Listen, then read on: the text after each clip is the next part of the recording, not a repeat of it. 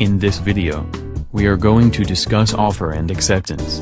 Okay class, now that we know what a contract is, let's talk about a few elements of a contract. Today we are going to talk about offer and acceptance, also known as mutual assent. In a previous video, we learned that a contract requires offer, acceptance, and consideration. But for right now, let's focus on offer. An offer is an objective manifestation of a willingness by the offeror to enter into an agreement that creates the power of acceptance to the offeree. An offer must 1. Be communicated to the offeree. Did you receive my offer? Yes, I did. 2. The power of acceptance must be given to the offeree. Okay then. I'll accept for you. Hey wait. I thought only I was allowed to accept. Well yes. You are right. I have given you the power of acceptance. And 3. An offeror must be willing to be bound by an acceptance. But remember, once I accept, you will be bound by a contract. Yeah. Of course. Now to review. Remember, an offer must 1. Be communicated to the offeree. 2. The power of acceptance must be given to the offeree. And 3. Be willing to be bound by an acceptance. Now that we have offer covered, let's talk about acceptance. 1. An acceptance must be communicated to the offeror. If not communicated, then how would the offeror know that you accepted the offer? Did you get my acceptance to your offer? Yes, I sure did.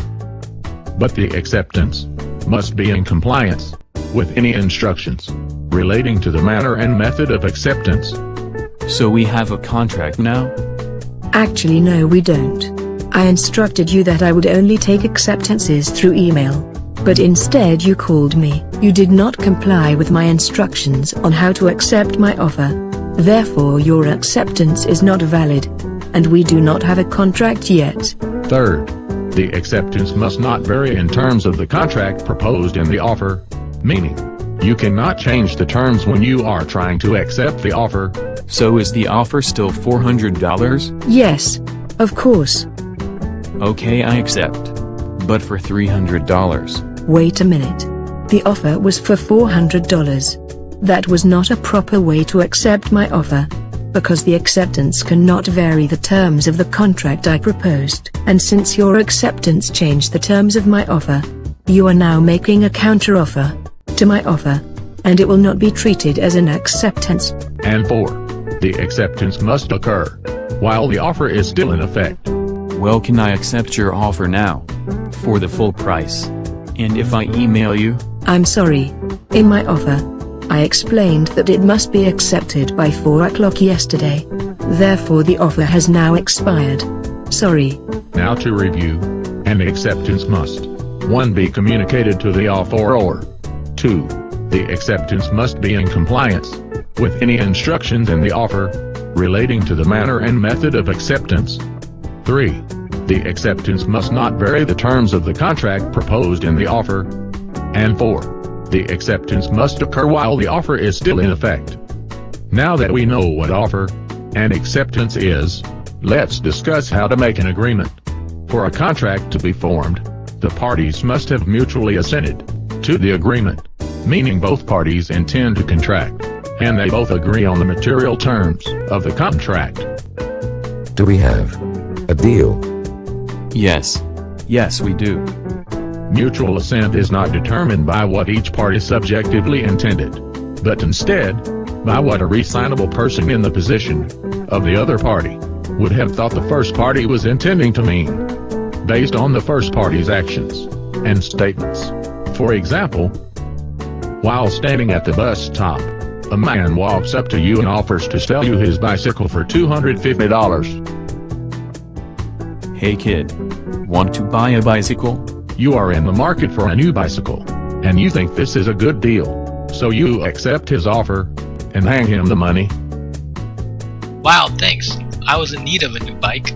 Unbeknownst to you, the man was just kidding, and never intends to sell you anything. He returns your money and leaves.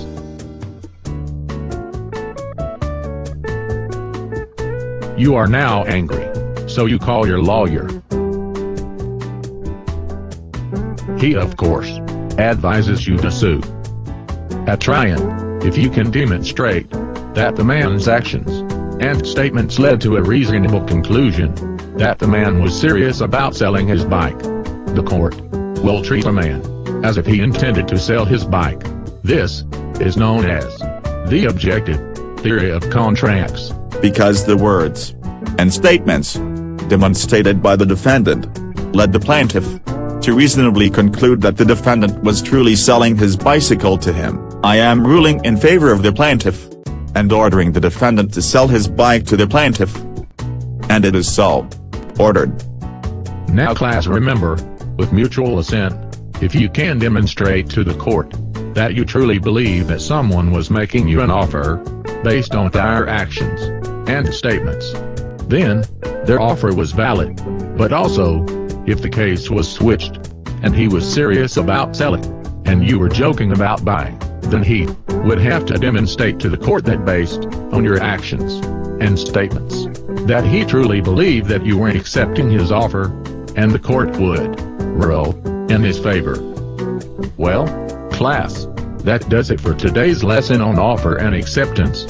To learn about consideration, please make sure you view our video on consideration. Please let us know if you have any questions, and don't forget to like, comment, and subscribe. More videos come weekly.